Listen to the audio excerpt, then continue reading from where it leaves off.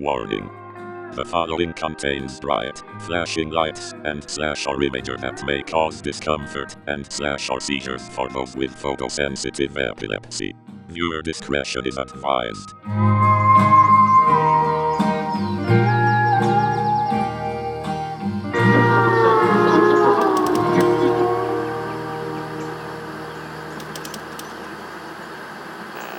Hey. How's your hand? It's other than broken. The other one works, so I can still work. Awesome. We just met. Although at the start of the year, I saw you randomly. I think I was in DC, and I was seeing the fights. Mm-hmm.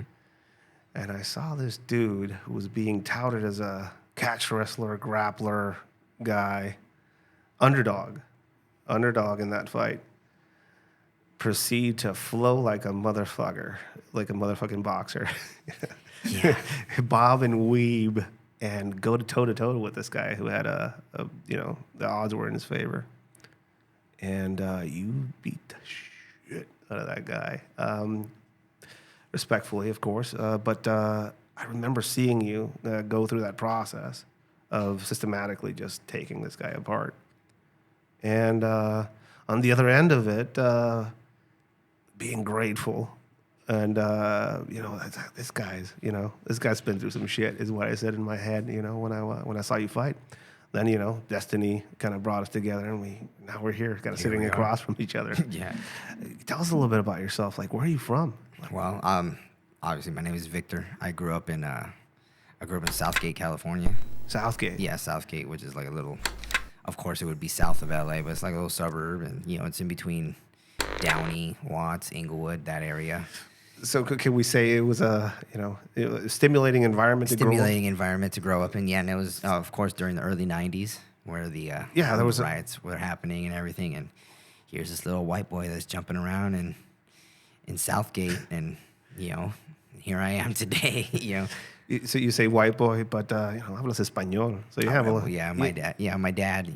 He's from, like I said, my biological father's from Zacatecas, but my father who raised me is from Mexico City, and of course, my parents met over in Southgate. There was a bar over there, and they met over there, and that's where my stepdad met my mom also at that same bar, and my life has really been determined by the city of Southgate. It's funny too because my mom even told me that I was conceived in Tijuana. Okay. So here we are. Here I am at the very beginning of it, right?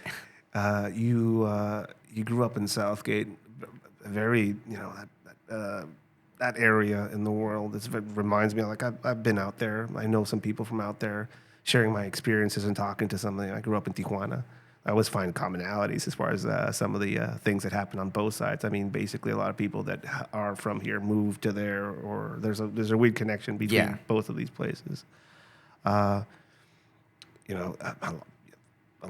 place in that time in history ate a lot of youth and ate a lot of kids. Like what made you survive that? Well, I remember. So what happened was, of course, when I first moved there, I was maybe about 4 or 5 years old, and generally speaking, the younger kids want to emulate the older kids. They don't want to emulate their parents. They want to emulate the generation above them, and I saw all the people that were around, and they were all of a certain type, and of course I wanted to do the same thing. And the first time my mom saw me in knee-high socks, she whooped the crap out of me. She was like, "You ain't gonna be doing that crap." You in knee-highs and the baggy, the the baggy shorts and the pro club shirt and all that. And I was thinking, this is what I want to. I want to be like the older kids. And I remember jumping into this yard where this guy named Steven, I was friends with his younger sisters. They were Kathy and Anna, and I was friends with them. And of course, I wanted to play and everything. And Steven goes, "Hey, who the hell is this little kid?" So he goes, who is this? And they tell him, his name is V-Dub. My mom has been calling me VW since I was a kid because my middle name is Wesley. Yeah. So my mom goes, "You know what? Victor's too much of a name for a little kid. I'm gonna call you V-Dub right now, and then when you get older, I'll call you Victor." But that never happened. So You never. Yeah. So of course, everybody started knowing me as VW, and then which led to the nickname V Diablo. Yeah. Yeah, because I was a little hellion. I was Really? full of energy. And wanting to climb this, jump off that, and a lot of the parents around didn't want their kids hanging out with me because he's like, oh, You're he's gonna get into trouble. he's a bad influence. He's El Diablo, and there's that, that's the origin of that one. And I actually heard it one time in Japan. Somebody said "Vi Diablo" in the middle of it. Like, You're looking around I'm like looking somebody around followed like, you. who is here from Southgate? But yeah, but I wanted to, like I said, I wanted to follow in those footsteps. But of course, my mom was just like, no, that's not gonna happen. So she corrected me on that and started hanging around a couple of the kids that their parents were like, yeah, just go play. I don't care who you hang out, just don't get into trouble and just go play. And I'm still friends with those guys today, and we managed to, well, at least I did. I managed to stay out of a lot of trouble because even if I wasn't part of the trouble, but if I was around the trouble, my mom would whip my ass. Okay. So it was always like either you're guilty or you're guilty because you were around it. Yeah. So what was your mom doing? Like, what was she working in? she was working at the bar over there. She was called the Fort Knots over there. The Fort Knots. Fort Knots, yeah. She was working at the bar over there as a dancer first, and then as a bartender after I was born. Okay. So that's what she was doing. And my mom, white, super white. I mean, Where's she from? She's from Arkansas. Okay, so Yeah. Blanca. Yeah, so super, super güerita. And of course, when she comes down here, all of a sudden, all the Latinos are like, "Who's the white girl here working at this bar?" And I guess my mom had a certain appeal at the time, and now my parents are together. That she was basically your guardian angel. She was the one keeping you on the line. Basically. Yeah, she was the one that was keeping me straight and narrow because, of course, she had experience with all the pendejos that were at the bar, all the She had her ear to the ground. Basically. Yeah, so she was like, I'm not gonna let my son get caught up in all this. So, thankfully when my stepdad came in, he goes, all right, mijo, you're gonna join baseball. They've been putting me in sports since I was a kid, and I couldn't stand baseball. Well, okay, so I hate organized sports myself, and I grew up. They tried to force me to play basketball. Fuck that. What was it about organized sports for you that you just could what was it?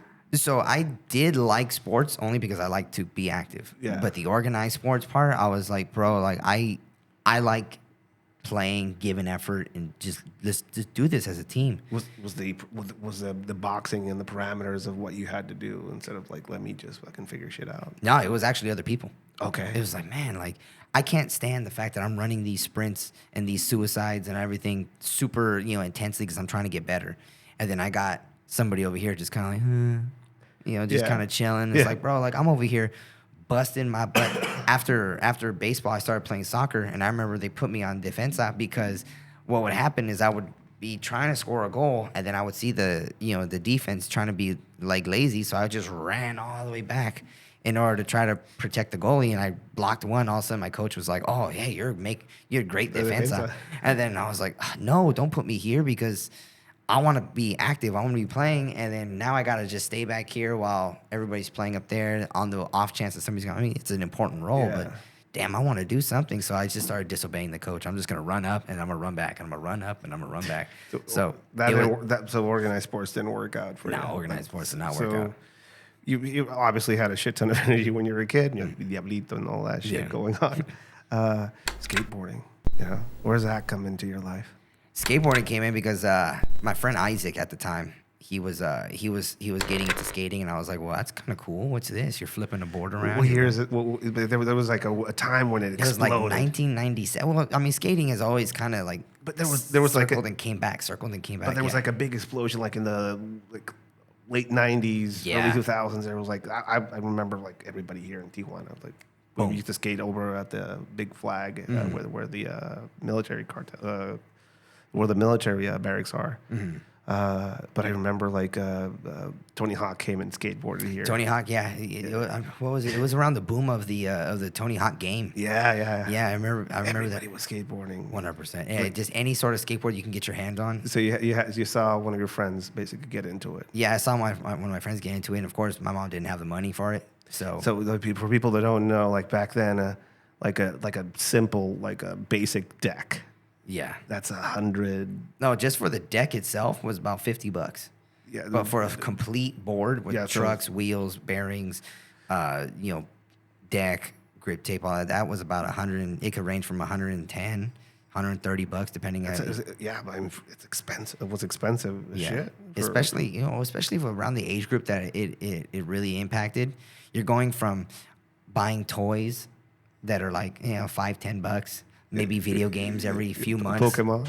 Yeah, and maybe buying a video game for your kid, maybe every few months. Yeah. To all of a sudden, your kid has a hobby that's costing. It's eating shoes, eating clothes, and also decks that you were. I don't know how long would a deck last you? I mean, it would depend on how good you were, right? Yeah, I mean, yeah. If you were like not so good and you were kind of like just skating around, the deck could last you about 3, 4, 5 months. But if you're tearing it up, trying to kickflip these 9 stair and in your board sliding, grinding all sorts of rails, then you're going to go through the decks. I mean, I remember there was a couple months where I went through a deck, maybe like two a month. Yeah. For a while, because I was I'm gonna jump this 17 stair. I'm gonna jump off this loading dock. I'm gonna jump off this. I'm gonna jump off that. Crack. Yeah, and boom, you snap your deck, and you're like. You're eating shoes. You're eating shoes that are like what was your favorite brand of skateboarding shoes? Like, Skateboarding Etnies, the Etnies. Andrew Reynolds Etnies, and the Vans, the Caballeros. the Steve Caballero. Yeah, those were legit. Yeah. I didn't like too much. I didn't like the active ones because they were too poofy at the time. The Osiris, they were too poofy. Osiris. Everything went to giant tongues, and even like some kids would just stuff another tongue in there for some reason. They wanted for to have style. that. For style, man. I mean, I remember it was what was it? It was at the tail end of Jinko jeans. Yeah, Do you remember that? So yeah. It was like tail end of Jinko, but You could conceal carry a bazooka and whatever. Or it was the tail end of Jinko jeans, but the very beginning of skating. So those kind of styles kind of molded together. Yeah. So, I was like, oh, well, I'm not into Jinko jeans, but I'll wear cargo shorts. Yeah. So, eventually it became like, oh, hey, you're the white boy skater, huh? You're the white boy skater. And then, of course, all the cholitos around, they were like, hey, you worship the devil, huh? I'm like, what does that have to do with anything? Just because I got long hair and I'm skating, and at that point my stepdad had come into my life, and he introduced me to heavy metal. Okay. Yeah. What type of heavy metal? Like your stepdad did that? Yeah, my stepdad. So check this out. So when my dad and my stepdad and my mom, when they first got together, there was a rough period where he wasn't quite staying around. He was staying at his own place, but they were dating, and it was just weird. My mom goes, you know what? I'm not gonna have this man around my son if we ain't married. So he was like, all right, let's get married. And it was tough because at the time he had a job that was paying around $300 a week. Okay. So, and then he told my mom, listen, you don't have to work at that bar anymore. We'll struggle, but you don't have to work anymore. And she goes, all right. So there was a while we were living off of like $200, $300 a week, eating, grilled cheese sandwiches for, a week straight because of rent. We needed to make rent. We needed to do whatever. And it was just, it wasn't comfortable what we lived, and, I see, it's funny because like nowadays I see the state of what families are, and it's like, okay, we're just going to split, and, we got split custody or whatever. And now I'm thinking, man, like, I would much rather have ate grilled cheese sandwiches for like 2 weeks, 3 weeks, even a month straight than not grow up with a father and a mom. Even though it's not my biological father, it's still that gave me building blocks just to build towards the future. That's such a powerful thing to say, and not a lot of people know that. Yeah, and it was tough, sleeping on the floor, Eventually when we moved out, we got a slightly bigger spot, but I was still sleeping on the floor. My mom was sleeping on the couch. My dad was sleeping on the bed. My dad snores super loud. So, we were all kind of cramped and You're figuring it out. But, it's still a family unit, So he introduced you to metal. He introduces me to metal because he had a storage unit over in Southgate, and I remember picking up a tape, and I was like, hey, what's KNAC? He goes, oh, mijo, just come on. And at the time, he had a Firebird.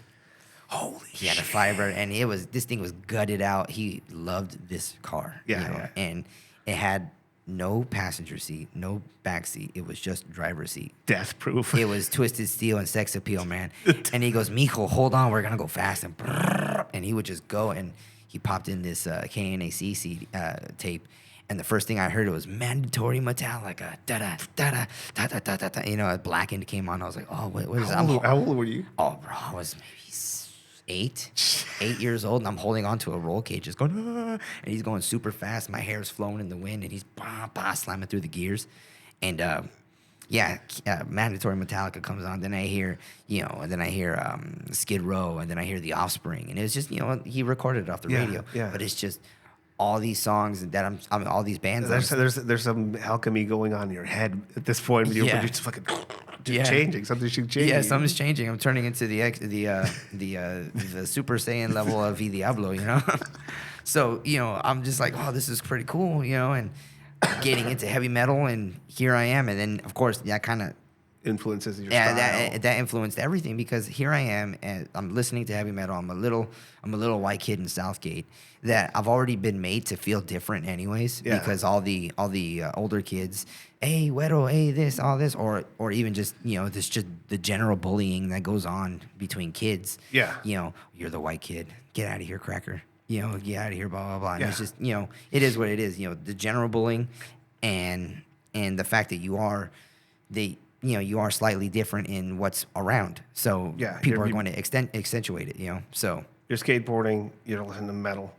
You're just a weird kid I'm just with a bunch of weird mixture of Latin and metal and skateboarding, and you're just a ball of energy. And of course, like I said, I'm made to feel different. So I'm like, okay, I didn't translate that as I'm different. I'm gonna try super hard to seek approval. To conform. Yeah, I'm just gonna. Okay, I'm weird. You ran with it. It is what it is, and anything that I do, nobody's gonna really care anyways. But as long as I have fun, I guess I'm gonna do it. Fuck it. That's a beautiful thing to.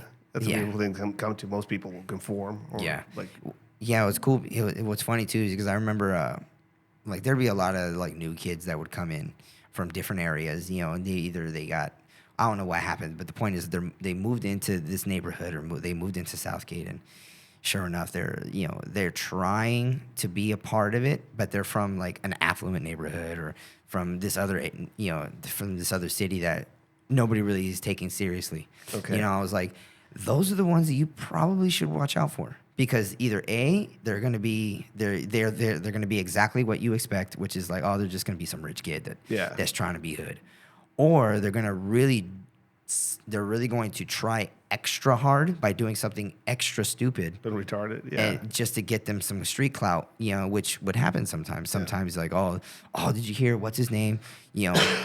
Armed robbery, or what's his name got in a fight with this person and ended up stabbing this person or shooting this person. I was like, well, yeah, because they had something to prove, because you guys gave them a bunch of shit for being soft from Downey, or soft from soft from this area, soft from that area. It's like, bro, just how about you just let them just be.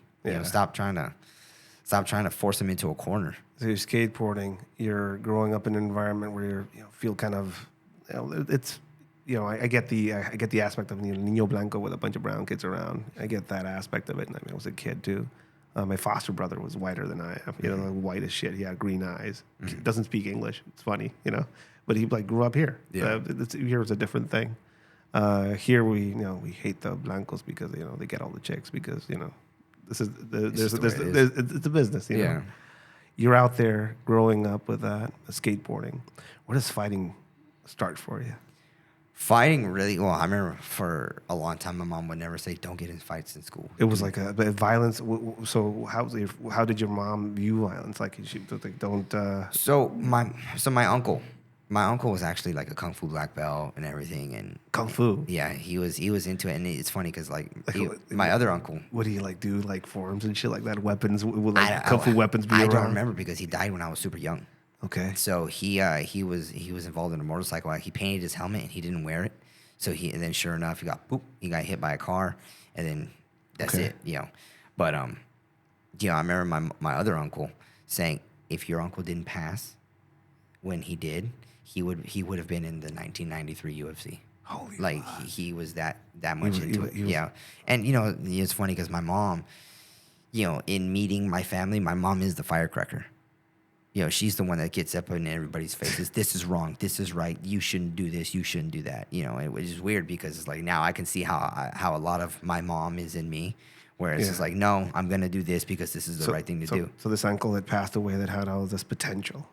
Yeah. So he obviously had passed, but my mom has always like talked about him growing up. He was like a family legend that was behind a lot of it, you know. So and then of course when I got into Power Rangers and I got into Mad Max, you know, I was like, oh, this is pretty cool. And then all of a sudden, I graduated junior high, and then the only sports program my high school had was basketball, and I was like, bro, no, this is not happening. You're not gonna play basketball. My mom was like, here, pick something from the paper because you're not gonna just do nothing. Like you have to be active. That's such a great thing that your mom did. You know, it's a lot of energy. You're gonna have to expend it somewhere. So she's like, pick something. Where are you gonna spend that energy? Yeah, and because also I was playing soccer for years before that, I didn't want to do it anymore. I wanted to play football.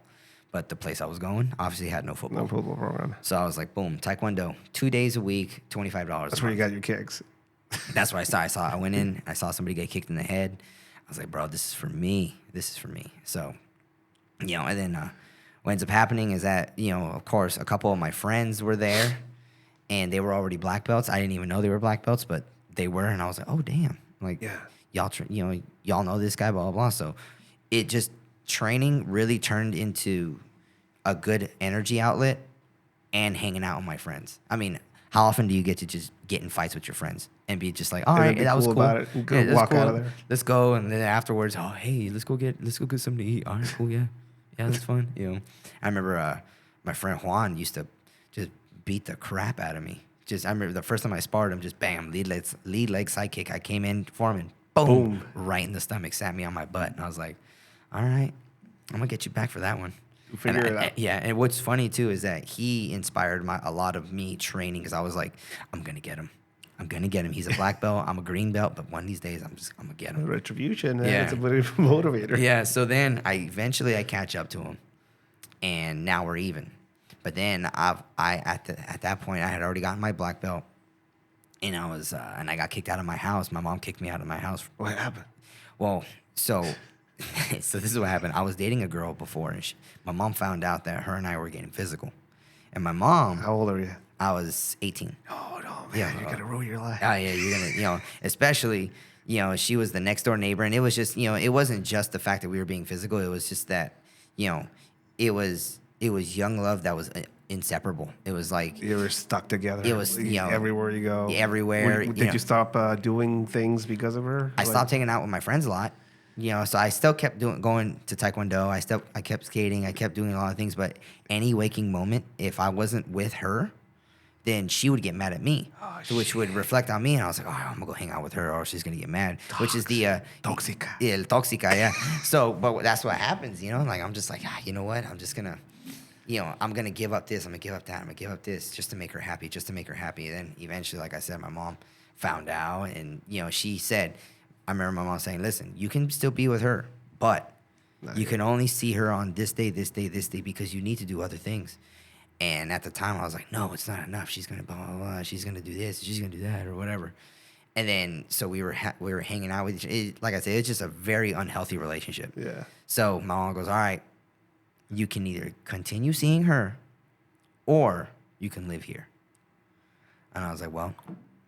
Fuck it. See you later. So I went and I started living in Lake Paris with my biological father. And I was working a construction job doing drywall. And I said, listen, Dad, don't pay me. Just pay for my martial arts school. Because I found this place called Marshallini's Martial Arts Academy out there. Okay. I said, pay for that and pay for my schooling. Because I was going to college still.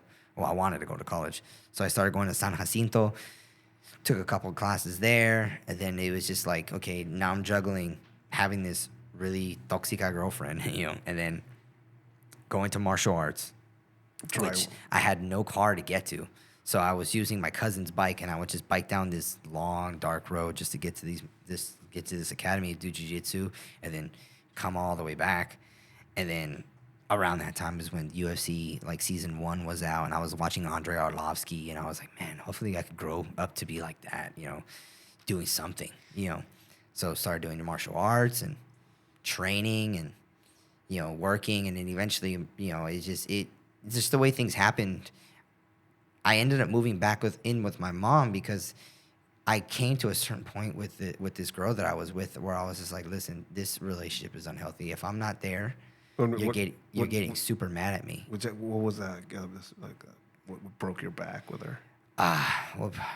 It was because what would happen was I would go visit on the weekends, and sure enough, sometimes my dad just can't go. I didn't have a driver's license. Yeah. So I would drive out there on a car that was uninsured. I didn't have a driver's license. It was just bad news all around, And I would sleep in my car while I was there because nobody would take me in. And I was like, I remember sitting in my car thinking, this can't be unsustainable. This can't be my life. I don't want this to be my life because it sucks. Like I'm struggling out there. I'm struggling down here. And if I don't come down here to see her, now I'm in trouble again. And then it's just not good.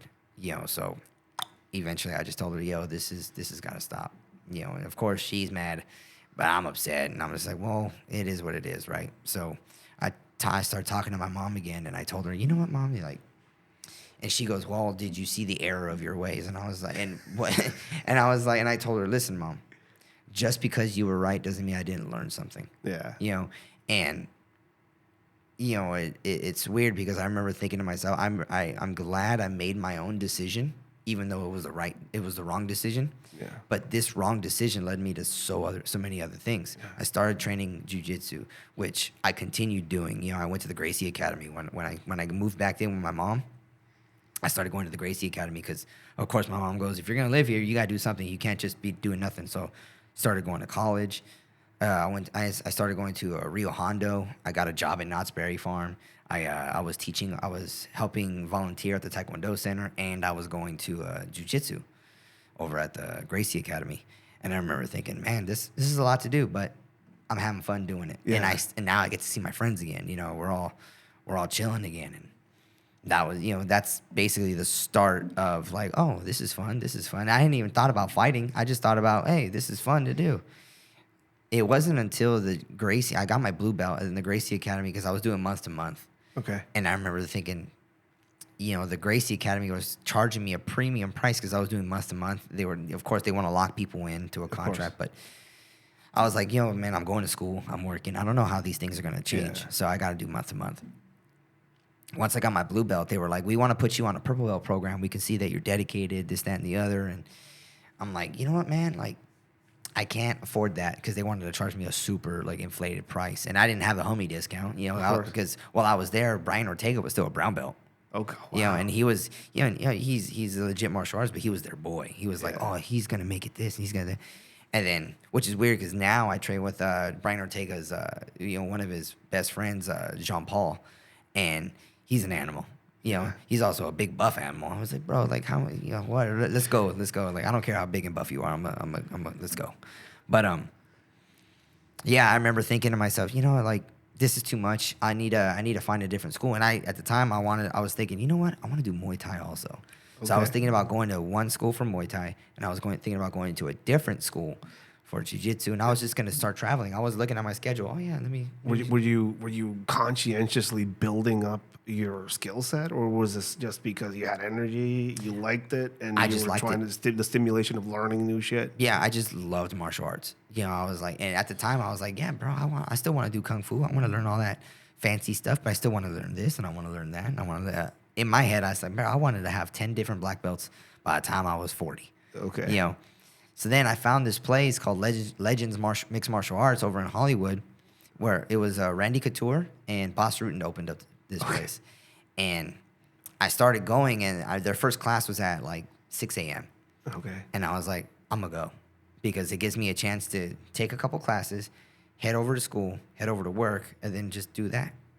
So then what ends up happening is that my trainer at the time, he goes, bro, you're here all the time anyways. Why don't you have a fight? And I was like, sure, whatever, dude. I'll try it. So they were yeah. So eventually I had my first fight. I TKO'd the guy. It was a Muay Thai smoker. What was your preparation for your first fight? Was there any, thinking back on it, was it just basically you just, okay? Yeah, it was just me going, yeah, bro, all right, cool. Yeah, let's try it. He goes, all right, show up here at this time, and you will weigh in. I was about 138 pounds soaking wet with rocks in my pocket, and I was like, yeah, sure. And I went up against this dude that was pretty thick. He was shorter than me, but he was thicker. Yeah. And they were like, yeah, he weighs 140. And I was like, yeah, right. But whatever. So I went out there and I switch kicked the guy in the face twice. Bam. And then the guy kind of waves it off. He's like, I ain't doing this no more. I was like, oh, yeah, that was pretty cool. Yeah, I won. And then I had a couple more of those. And I remember thinking, man, these fights are getting harder. I can't sustainably do. How were they getting harder for you? The competition. The more advanced people were coming, putting in front of you. Yeah, because my second fight, I remember actually training for. My trainer was like, all right, we're going to put you on this fight day. And at the time, the way smokers worked back then was you wouldn't train for an opponent. You would just show up, weigh in, and how many fights do you have? How much do you weigh? All right, you guys fight. And I remember showing up a couple times, and the commission would be like, hey, yeah, you guys go home. Like, this is not happening.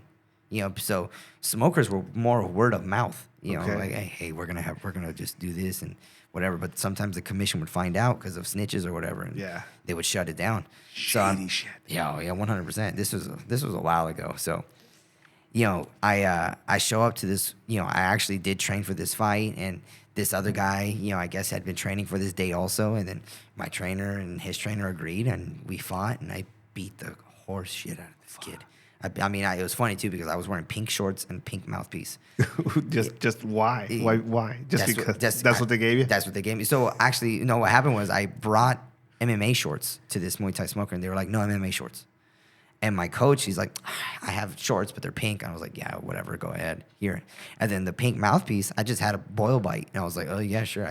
It was one right there. When you're first starting, you don't know what gloves fit well and what mouthpiece you prefer and what shin guards. It's like you're going into a whole new world of different fits and different protection and different Also, it's at a time when like technology and all that shit is just changing constantly. Things are Yeah, I mean, like the amount of gear that's out now, that's like form fitting and moisture wicking this, and it's crazy. Yeah. But like because back then it was just like, here's your shin guards, shut up, So of course I go in there and I go, I work this guy, and then according to my trainer, the other coach was so mad at my coach.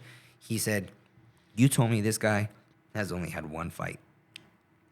How come he's fighting like that? And he goes, he has only had one fight, but he didn't mention the years of Taekwondo that I had before that. So it's like I did have competition. I did have, someone standing in front of me and sparring, but it just wasn't a Muay Thai fight, So here I am, and I just worked this poor kid, and at the fight after that was a really hard one, and sure enough, I was like, you know what, I can't half-ass two things. I need a whole-ass one. So I figure as long as I stay responsible, I keep my genes in my jeans, so to say. I don't get anybody pregnant. I could really pursue this fighting thing. So I was like, all right. And again, this is around the time where I break up with my psycho ex-girlfriend. I'm going to dedicate training. I'm going to dedicate my time to training. That's your Miyamoto Musashi moment where he fucking goes into the fucking woods, basically. Yeah, so from 18 to 25 years old, that's all I did. I even told him eventually when Josh Barnett came into my life, what happened with that was my trainer at the time, Jimmy Romero, was teaching out of a gym in Hollywood somewhere, because at this point he had left Legends, because of just philosophical differences with the head coach there. And I was like, well, you're my coach, I'm going with you. So I went with him, and then eventually he just couldn't do it anymore.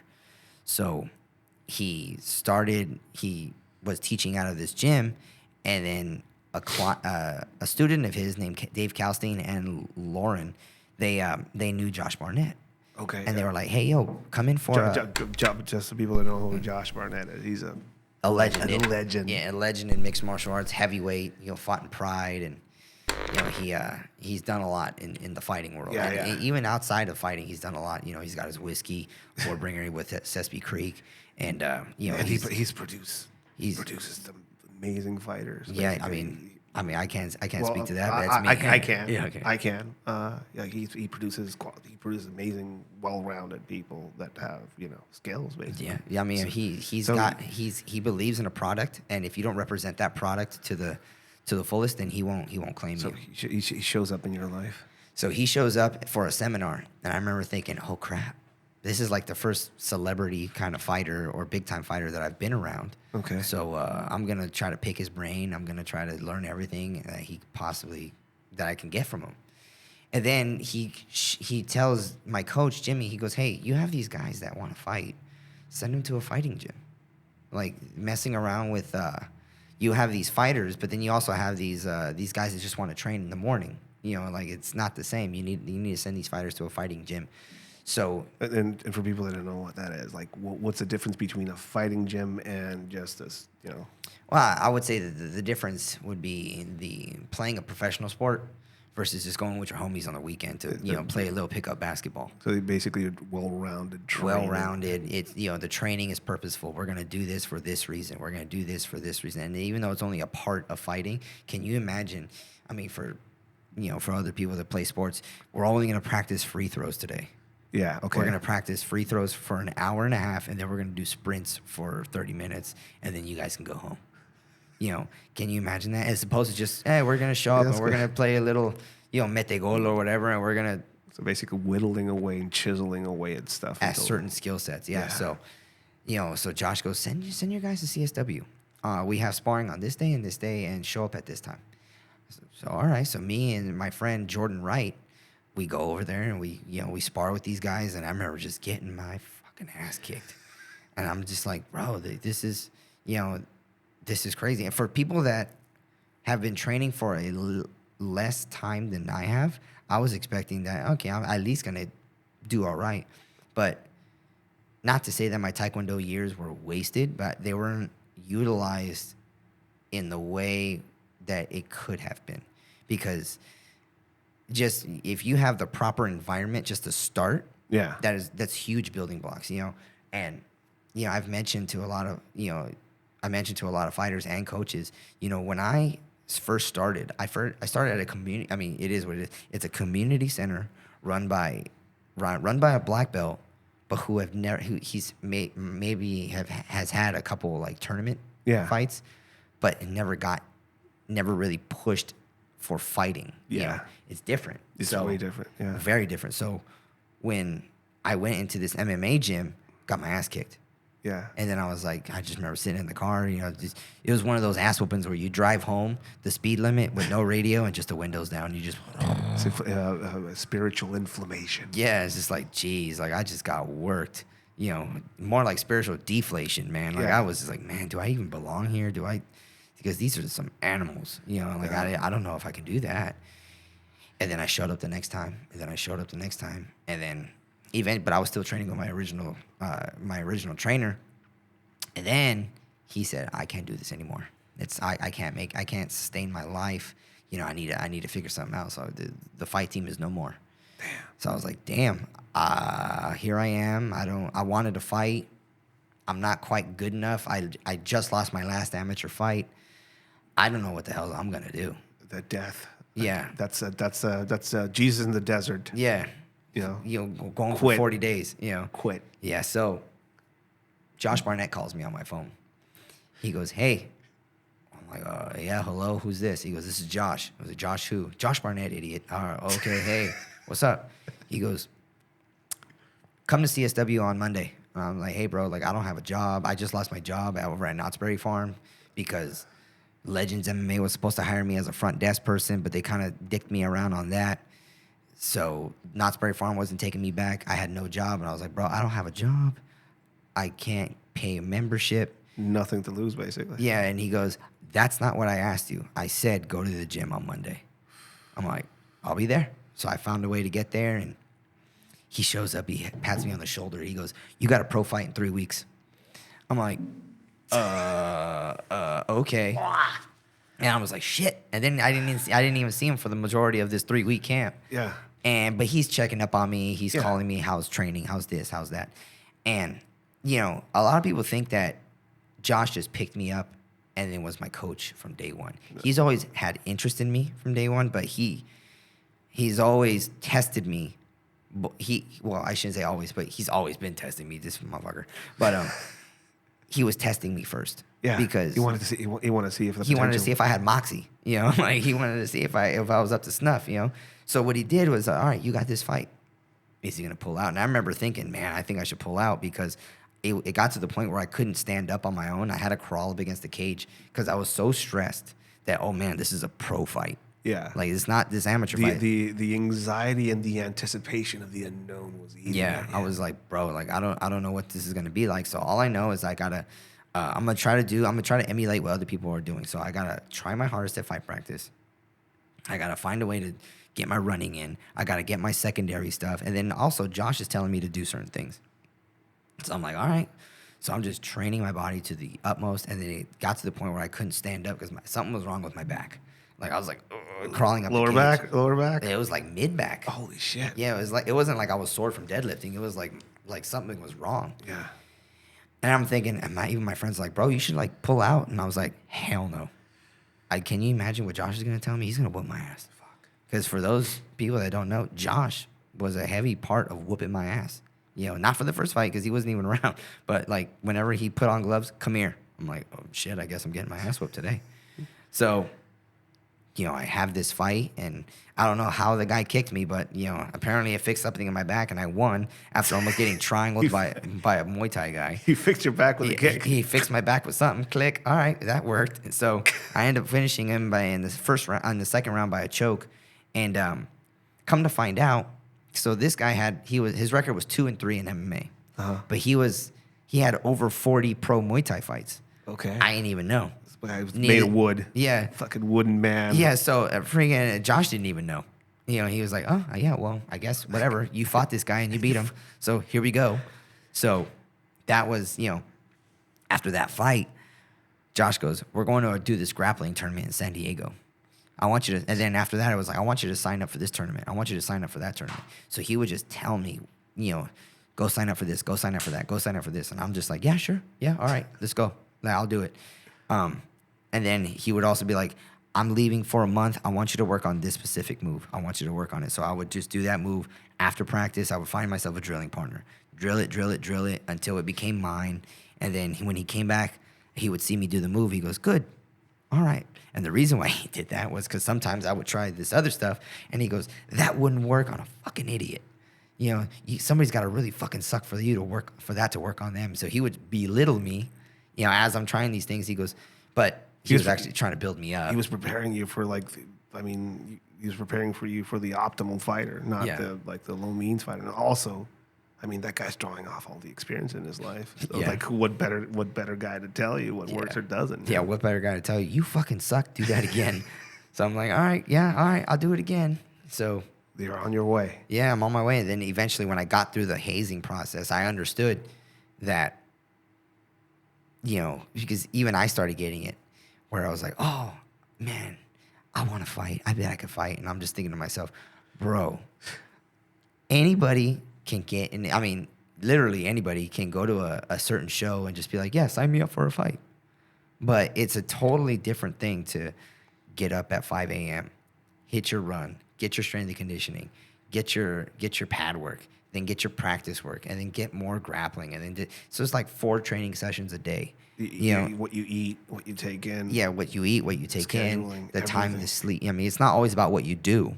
It's always also about what you don't do. You don't go out on a Thursday night. Hey, let's go. We're gonna go hang out. Come on. So you want to go? Yeah, no, not tonight, bro. Not tonight, bro. Friendship. What starts happening to the friendships that you have around you? Start kind of falling. So do some of those start kind of falling falling away?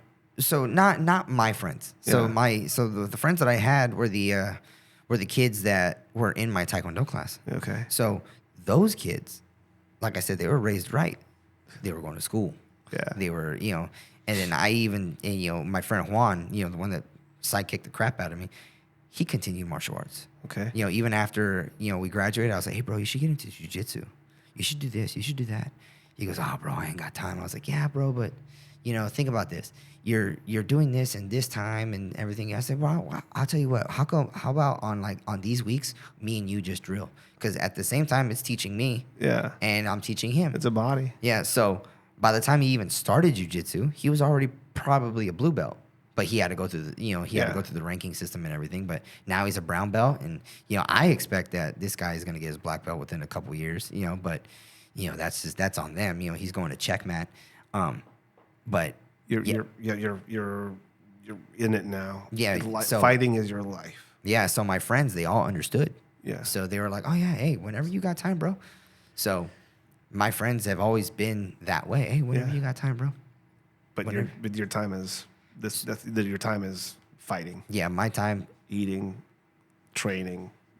Your matches are getting in. You have somebody behind you now who is pushing, and what the professional side of it. You start becoming a professional fighter, basically. Yeah, well, yeah. Just like I said, after that first time I showed up at CSW, Josh says, you got a pro fight in a couple weeks. And I was all right. So, boom.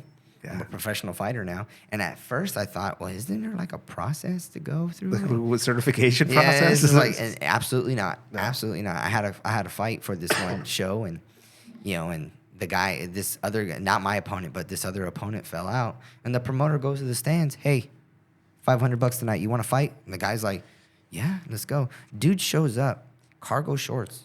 It's on an Indian reservation, so nobody gave a shit. Yeah. Cargo shorts, Vans, and puts up a fight. Okay. Like just this white bald dude just shows up and he puts up a fight. He goes to he gets finished in the third round by a choke or something. Yeah, but this other guy had to go through it in order to get to it. You Yeah. know? So, but yeah, it was that kind of thing. Now the other guy is officially a pro fighter. Yeah. But So you're in this process of you're a pro. Like internationally, do you fight outside of the U.S.? Like, what ended up happening was I went 5-0, or was it 6-0? I think it was 5-0, and I had my first loss to this guy named Joe Murphy. Okay. And it was a split decision over at OC Fight Club. And then Josh hits me up. He goes, hey, like a couple weeks later, hey, you want to go fight this guy in Japan? And I'm just like, have you ever traveled outside of the country before? I mean, I've been here a couple times, but yeah, Tijuana. But Tijuana's fucking LA, man. Yeah, I went to my friend. I went to Tijuana. I came to Tijuana with my friends, and this guy was walking around with a big old freaking screwdriver. Yeah. And I was like thinking to myself, damn, this guy, what the fuck? This is kind of crazy, but whatever. I'm kind of used to seeing weird things. I mean, Southgate. Yeah.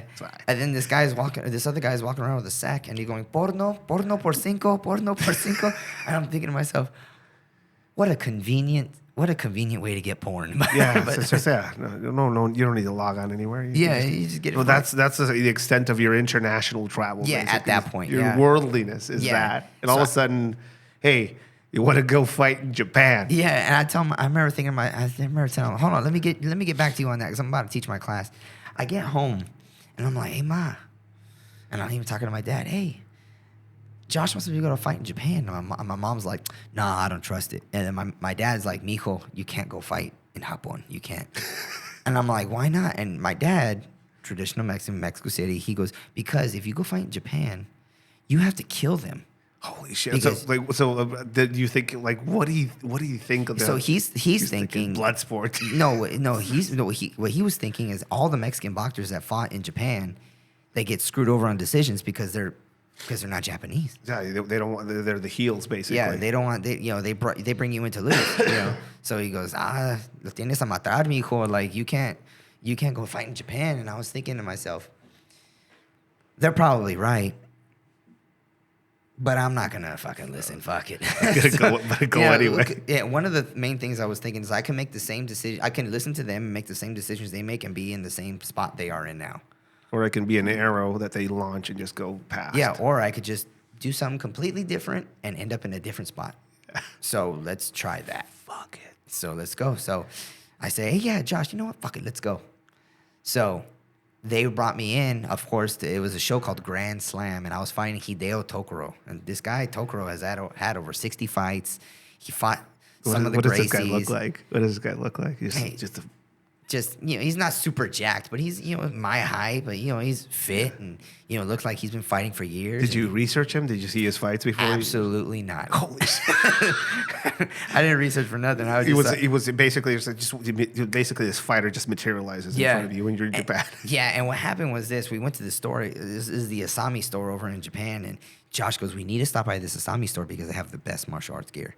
I was like, all right, cool. So we go in, and sure enough, they have these knee pads that are just absolutely great because a lot of Vale Tudo guys wear them. A lot of shoot wrestlers use them. You know, especially the guys in the IGF and the wrestling, professional wrestling. Made in Japan. Yeah, great stuff. Yeah. Great stuff.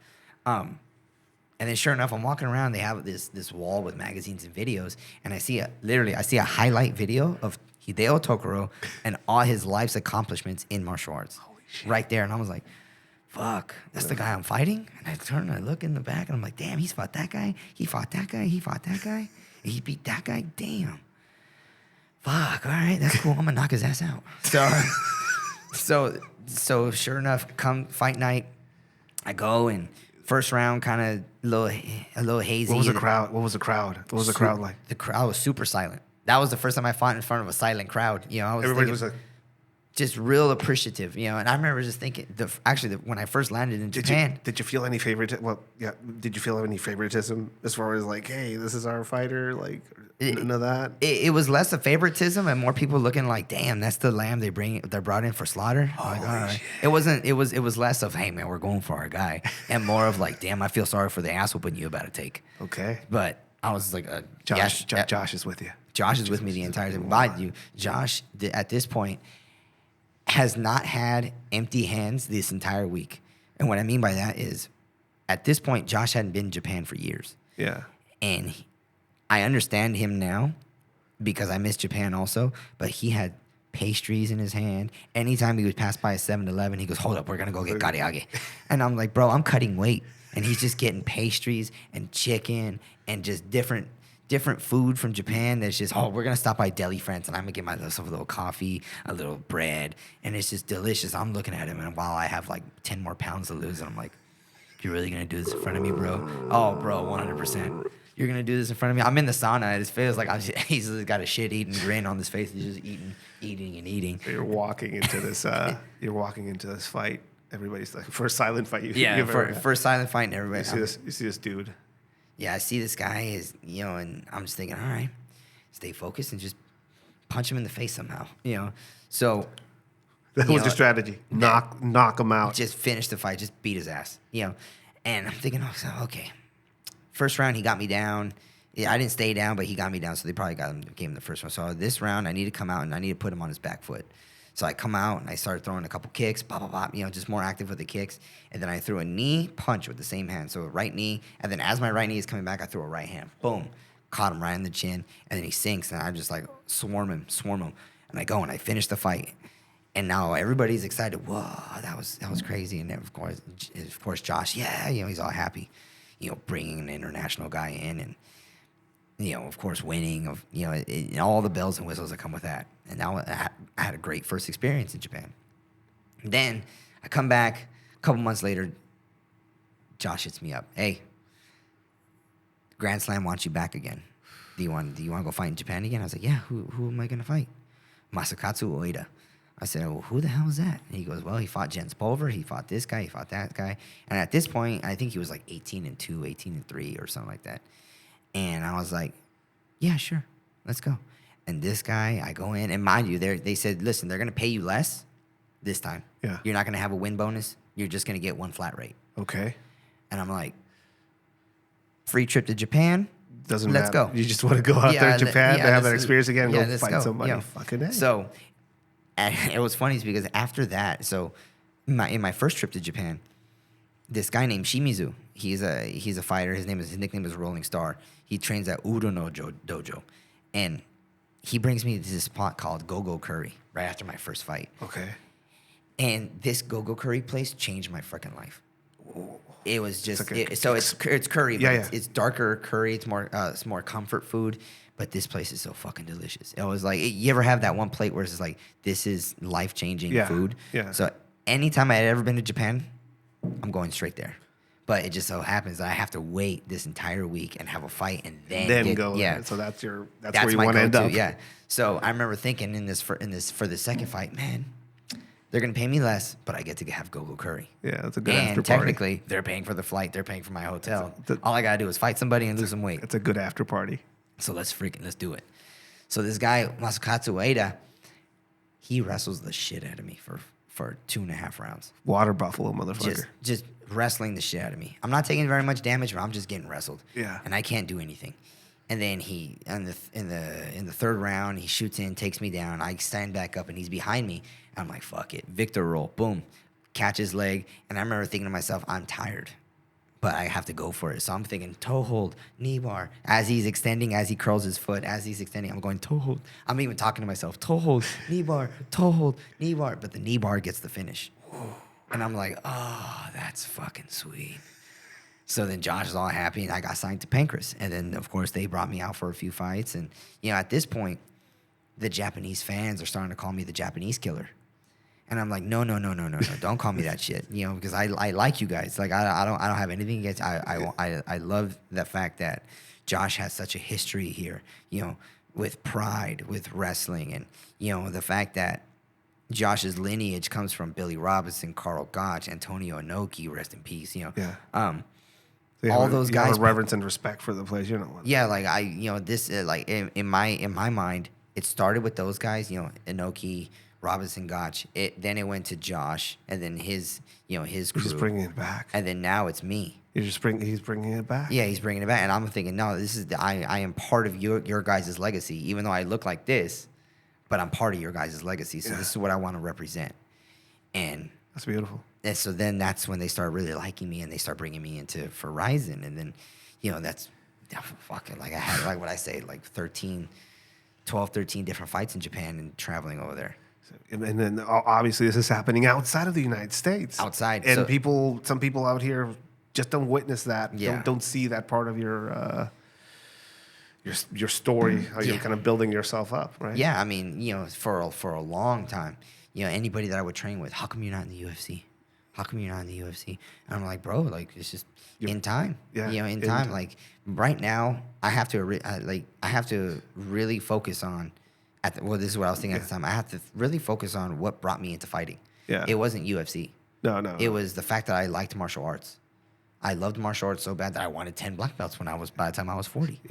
And here I am training and getting to travel the world and getting to do this. And, I went through a lot of my own head because I was thinking, man, and even now after some of the fights that I lost outside of the UFC, I'm thinking, man, like, I don't know, like, am I ever going to get to the UFC? But then I would also think to myself, well, the UFC is not the reason why I got into it. Yeah. I got into it because I wanted to fight. Yeah. And here I am, and I'm living life, and I'm traveling, and I get to see different cultures. And Josh is sending me to Thailand, and stopping by in China, and Josh has always said this about me, that chaos follows me.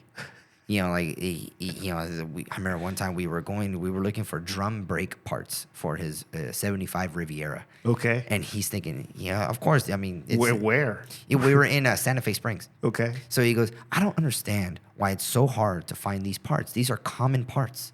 But we're having to jump from Santa Fe Springs, and then we had to go to here, then we had to go here. Just Cragen didn't have them. Just no auto shop has them. So we're sitting in a parking lot of an AutoZone, and he's looking up another near AutoZone part, whatever. And this homeless man comes out of the corner. He's got a fake lightsaber, and he's got like a Darth Vader robe or something like that, and he's just swinging this thing, screaming. And he's, I'm like, hey, Josh, take a look at, Darth Homeless over there. And Josh looks at me, he goes, this is your fault. This is you. You're bringing I'm like, you're bringing the chaos. How come every time you're around, something happens? I'm like, bro, I don't know how to tell you, bro. It's just the way it is, This is you. So, of course, when I visit China, in a layover to Thailand, and sure enough, in the middle of China, they go, okay, we're gonna put you in this hotel, during your layover, and I'm like, no, I'm not going because I'm not. You don't like, want, bro, I don't want you guys to charge me. They're like, no charge, free, and I was like, all right, cool. So they take me to some nice hotel, but I'm looking around, and they're like, all right, do not leave the premises. Okay. And I'm just like, yeah, right. So I get out of my hotel, so I walk around and jump a fence. And sure enough, I'm like walking the streets, and I'm like, man, this place is pretty nuts. I'm walking around. I mean, when's the next time we're going to be in China? Yeah, you wanted to see. You wanted to experience. Yeah. So I'm like, all right, walking around, and, bought some street food, and I was like, is this, I don't know what meat this is, but you know what? Whatever. You know, it was cooked in whatever. You're whatever. fine. You're fine. I'll figure it out in the morning if I'm throwing up. If you've been to Tijuana, you probably Yeah. So you're I'm like, fine. all right, cool, whatever. So I ate it. It was good. And then I was like, all right, time to go back. And I'm looking around. How am I going to get back? Shit. I'm just going to jump this fence. Boom. So I just jumped this fence. I went back to my hotel room, and I'm thinking to myself, they're going to come knocking on my door any second. But I'll be asleep, whatever. So I go to sleep, and I wake up, and all right, time to go for my flight to Thailand, and here we go. And, you know, Thailand was a trip. You know, got to see, you know, cobras running up on the mat. That was fun. You know, I didn't exactly train at one of those, at one of the fancy gyms, you know, like Fairtex or Tiger Muay Thai. I went to, you know, this city called Pathum Thani. Okay. And, I mean, literally what Josh tells me, he goes, listen, they don't have street names over there. Well, in the area you'll be in. They don't have street names. So what you're going to do. And he basically sent you on. You're on your own. Yes. He sent me 100% on my own. So he sends me over. He goes, listen, you're going to walk up this direction. You're going to see a red truck. It's a rusted up truck on the corner. When you see that, make it right. And then you're going to walk some ways, and you're going to see a farm and a rice field and this, that, and the other. Basically, that's where he went. Yeah. So he's just telling you. Yeah, and he went based off his friend's suggestion. Not his last name is Inoue, but yeah, he went off his friend's suggestion because he was over there filming Never Back Down 3, I think. Okay. And so he goes, yeah, I want you to go to this gym. But like I said, you're going to go over here. You're going to make a right at this red truck. You're going to pass this, pass that, pass this. And you're going to hear people cracking pads. Well, at least you should by the time you get there. Go over there. Okay. So I was like, all right. So I walk up this driveway. I walk up this driveway, and sure enough, I see a bunch of people cracking pads, and the bags are like 90 years old. You know, they're all kicked in. Is this one of those gyms where people live there, basically? Yeah. Yeah, the bags are all kicked in. The mat, there's no mats. It's carpet that we're training on. It's concrete and carpet, and there's a ring that everybody's clinching in. Okay. So I'm like, and what type of Muay Thai style is this? Is this clinching? Is this striking? Is this sweeping? I think it's a nak muay or something like that. But it's basically just, you know, they have clinching, but it's mainly, you know, kicking and punching. So the instructor's name is what's his name? I forget his name, but Santianoy. Okay. Santianoy, and he was, you know, Santianoy trained Brian Popejoy. He trained John Wayne Parr. You know, he had his nickname was the Deadly Kisser, and he's the one that has wins over Raymond Deckers during the Golden Era. Okay. So Josh was like, you're going there. Yeah. So I was like, all right, cool, whatever. I was like, yeah, a guy that kisses somebody before he knocks you out. Yeah, yay. This is what I'm gonna do. So I show up, and you know, Santianoy is like, Victor, you Victor? Yes, I'm Victor. Okay, go put your shit down and come down and train. All right, here we go. And you know that. By the time I got there, I trained for like an hour and a half. And I was like, all right, cool. Yeah, they must have just started. I was wrong. Because the very next day, get your ass up at like 5:30 a.m. because we're going to run at 6. And they did about 6 or 7 miles of a run. And then it's pads. And then it's clinch work. And then it's bag work. And then it's calisthenics. The entire practice lasted about 4 hours. And that was every morning.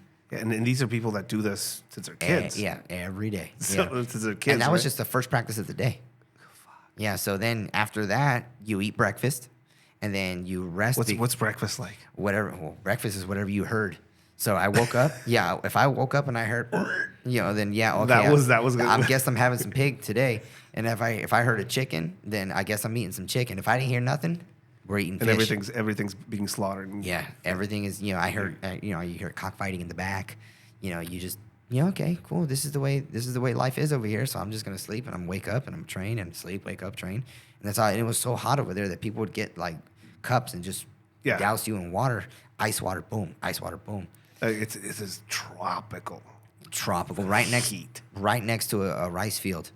So sure enough, I remember one time I'm cracking pads, and all of a sudden I hear, whoa. I'm like, what the hell is going on? And I turn around, a fucking 8-foot cobra had just run up on the mat.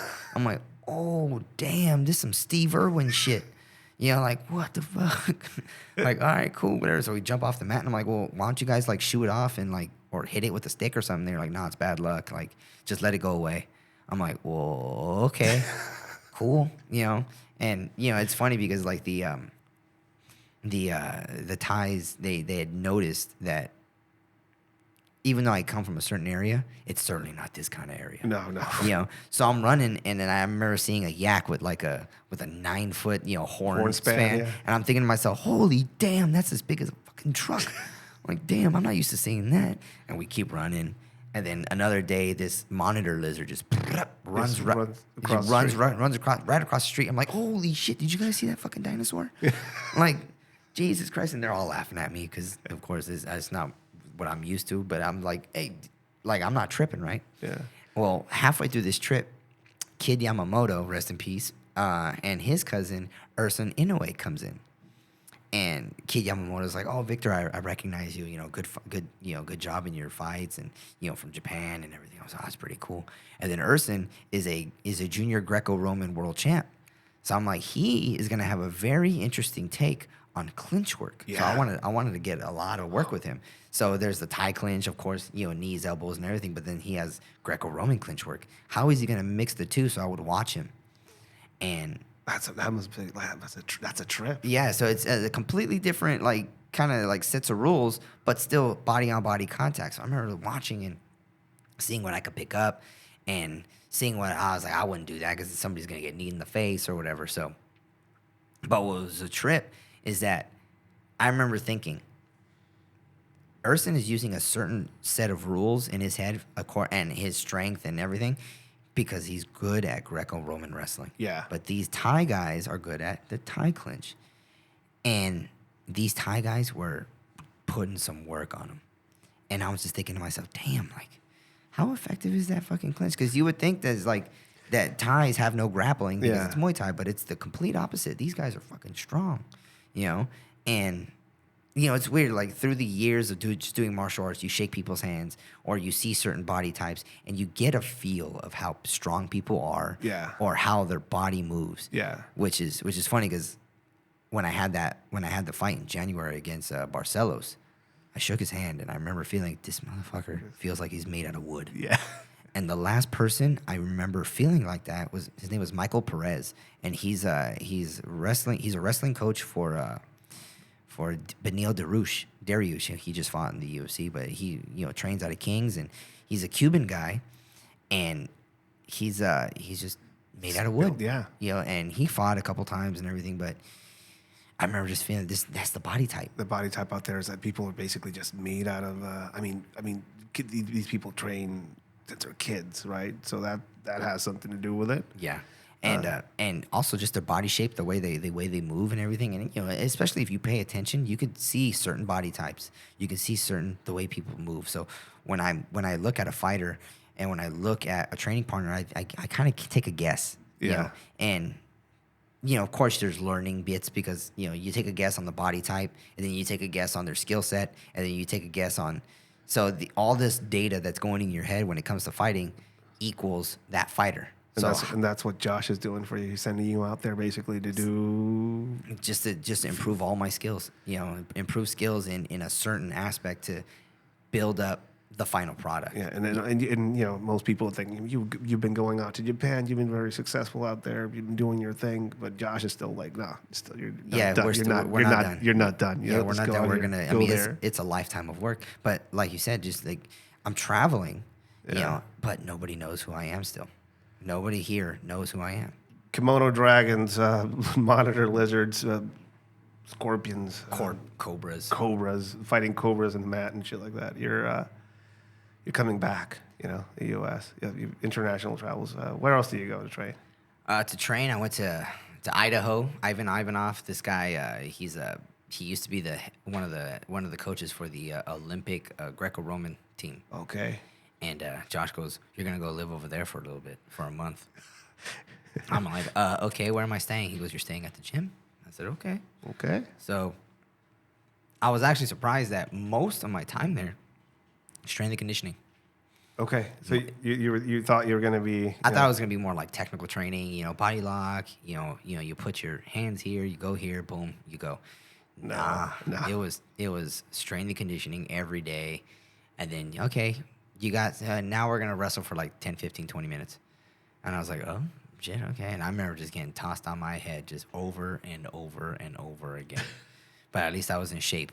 you know? And then, of course, when I came back, you know, I just grab a hold of somebody and they're all right. They're gonna go on a little flight, boom, you know, and just go for it. But I was in good shape for that because of course every day for a month, just running, pull-ups, push-ups, just Bulgarian bag swings, building yourself up, building myself. But you know, of course, now I have all this, you know, strength and conditioning knowledge in my head. So I'm like, okay, well, this is what's good for this kind of this sport and this kind of fight. So if I wanted to take somebody into the deep end and just move and pummel, and even now, like my wrestling style is more of a pummel. So you're an interesting guy as far as you start off, you know, you're grappling, I guess, grappling based with jiu-jitsu, but then now it's morphing into you're getting exposed to catch wrestling, to the Greco-Roman, the wrestling style. Like, what is that for you? That mixture, like, so you know, I never had folk style or freestyle wrestling because I never went to a school that had wrestling. Yeah. So technically, I didn't start wrestling until I started fighting. And then Josh saw how shitty my wrestling was. He goes, "Bro, how come you're just falling over?" I'm like, "It's not that I'm falling over, bro. It's just that, you know, I'd rather just do jiu-jitsu, you know, like." And he goes, "We're gonna change that." So he started trying to teach me double legs and everything, and I just always struggled with double legs. You know, setting them up, just going. You know, I mean, my legs are long. I'm used to kicking. Yeah. You know, so him sending you to Idaho and stuff like that. Yeah, because he actually saw that I had a good bridge and a good arch. So he's like, maybe you're not just going to be a freestyle wrestler. Maybe we just pummel and get into the situations where we can shoot these shots. Because, of course, shooting a shot is still very necessary. You have to at least know what it is. Yeah. Even if you're not going to do it, that way you can defend against it. Yeah. So, boom, here we go. You know, like you're gonna learn this form of wrestling then, because you're still gonna learn how to wrestle. So he's Josh is still pushing you. He's sending you out to these different places to train, build yourself up. Where does the UFC enter into this? So the UFC comes along after you know, I had these fights in Russia. I had these fights in Japan. You went to fight. So you also fought in Russia. Yeah, I fought in Russia. Well, hold on. Hold the phone. Hold the phone. So, so you go fight. What was that like? So you fought in Japan. Silent audience, respectful, great curry. Yeah. So eventually, Josh goes, "We're gonna go fight in Russia. It's a good payday." And I was like, "Okay, yeah, sure." And Russia was an experience. So the first time I fought in Russia was in Yekaterinburg. Okay. I remember he goes, "Hey, bring warm clothes. It's going to be cold." I said, "All right, cool. Yeah, whatever." I brought jeans and a leather jacket. Dude. It was so fucking cold. So I remember, this is Arctic. Yes. Shit. Yeah, and I'm thinking, bro, my leather jacket is not enough. So I don't know. No layers. Did you have any layers? No, not really. Maybe 2 shirts, but I was like, nah, this ain't how. But I did bring boots because I was like, my toes might get cold. I'm gonna bring some boots. Doc Martens, they didn't do it. They didn't do shit. They didn't do shit. So I remember I got to the hotel, and you know, there's a big, nice hotel, and nobody's laughing. Everybody. I mean, it was weird. I was like, why is everybody so serious here? You know, like this is cold. No, it's just culture-wise. If you're smiling, it's viewed as slight stupidity. Yeah, why are you smiling? Yeah, why are you smiling? Are you stupid? Are you retarded? Everybody's just so serious. And I remember I got one cracked smile out of one of the receptionists over in Russia, and I was like, I got it. That's all I need. See you later, girl. So, you know, I get to Russia, and at the time I had still long hair, and I'm thinking to myself, I need to find somewhere to braid my hair. So I'm looking up, and I finally found this like steampunk girl who was doing hair out of one salon and everything. And I was like, oh man, I'm gonna walk across that park. You know, I just gotta walk across this park and go this way and go that way, and I'll be there. You know, so I'm looking at the map, and I'm like, oh man, I must be on the other side of a big lake. I wish I was on the other side so I could see this big lake. Turns out what I thought was the park was actually the frozen lake that I was walking across, that nobody else was walking across. I just thought, oh, it's cold. Nobody else is walking. That's what I thought. But no, it's a fucking it turns out my dumbass was walking on this frozen lake. And I was like, damn, that's crazy. So, all right, cool. And I go over there and I get my hair braided by this Russian girl that she was, the translation was like, I pulled it up on Google, trying to just translate it. Yeah, Hey, I need these braids. Do this to It's my like head. like a cat needs pants or something like that. She's Yeah. like, what the like fuck's going on? Yeah. So she gives me the braids. I go over and I have this fight. And where I beat this guy who was undefeated, and it's funny because I remember pulling up, and Diego Brandao was on the same card. Okay. And I remember training with Diego Brandao over at CMMA in Gardena, and I was like, hey Diego, hey, what's up, brother? And Diego Brandao is unhinged. He's funny, but he's unhinged. But so I remember like, What was the crowd like? the crowd was still kind of silent. They weren't as crazy, but the guy I was fighting was a national judo guy, and he Okay. represented Russia in the Olympics. So they were there for him. Just all neck, arms, just swole patrol, and I was like, damn, all right, whatever. I guess I'm gonna fight him. So I beat him in a decision. Okay. But during the fight, I remember just hearing drums, boom, boom, boom, boom, boom, boom, because of judo. Oh, okay. So they had all his judo fans there, pop, pop, pop, pop, pop, and I was like, that's pretty cool. So I beat him a decision. He was respectful. How long was that fight? That was how long ago? No, how long? It was three rounds, 5 minutes, so it was a 15-minute fight. So, but it was just me just staying away from him and just getting my kicks off and my jab, pop, pop, pop, and just move, pop, pop, pop, move, pop, pop, pop, move. So I maintained that, and it was still dangerous because I'm in Russia, and I took it to a decision, and I was like I remember thinking, Josh, if they screw me on this decision, it is very obvious. He goes, yeah, but you didn't finish him, so you got whatever's coming. Yeah. So they gave me the nod, and I remember going in the back, and they paid me cash.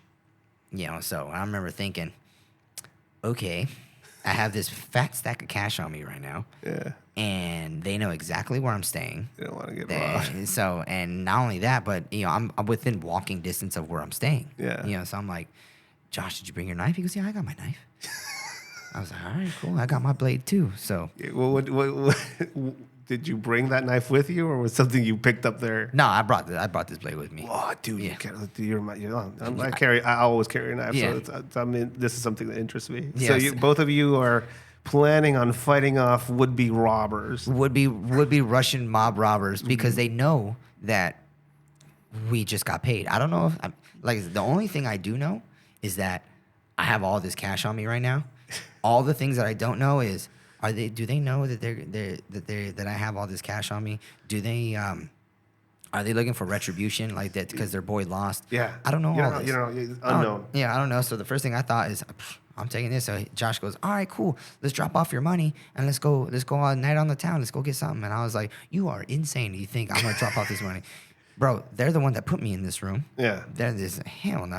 What do you think I'm gonna do? I'm gonna put it in my suitcase? As if they ain't gonna take my whole damn suitcase? Bro, I'm lucky if I get out of this country. Yeah. So the first thing I think, nah, I'm carrying this money on me until I get home. Okay.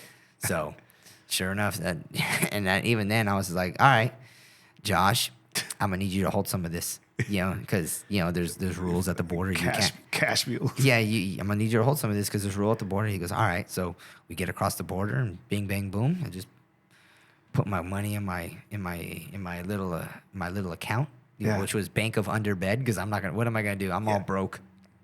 All of a sudden, I put X amount of money in my bank account, cash, and the feds are gonna be like, yo, what's up with this? And of course, Josh was like, don't deposit it all at once. I was like, bro, I'm not gonna deposit it at all. Yeah. It's survival money. Yeah, it's like this is Bank of Bed, So, of course, when I needed to buy a car, that's when I turned into a cashier's check and I took it over. But I was like, yeah, bro, I ain't doing this. It's funny because at this point, I was working at a smog shop, helping cars. Okay. So I was, so I kind of learned the way of, kind of staying out of the system. Trying to, being paid cash, not being paid by checks, and helping things along. So, your car needs help with this. All right, well, this is. You're definitely Mexican, man. Yeah, well, what's funny is that my boss. I'll figure out a way to get your voter card here. Yeah, what's funny was my boss was from Guatemala, and he was like 5'1", and he was the angriest man that I'd ever known. But he had his wife, and then he had somebody that he was talking to. Yeah. And I knew that any time that him and the one that he was talking to, whenever they were having problems, he would play the same song, "Lady in Red." So whenever that song came on, I'm like, I'm just gonna go get to work because I know he's just gonna be angry. And it's funny because he taught me some lessons, because I remember there'd be a couple times where he would be like, hey, I'm not gonna be at the shop today, but I got this guy coming at this time with this car, and this is what it needs. This is what it needs. I'm like, all right, cool. And he goes, now he's gonna give you a McDonald's bag. I was like, okay. He goes, I want you to put it next to the trash can. I said, okay, whatever. So then, whatever, guy comes, I do the work, he gives me a McDonald's bag, boom, see you later, alligator. And then he goes, all right, we have this other guy coming in at this time, blah, blah, blah, give him the McDonald's bag. Okay, boom, go and I give it, here you go, see you later. Whatever is going on is not my business. I'm just opening and I'm closing, and hey, see you later, alligator. Yeah.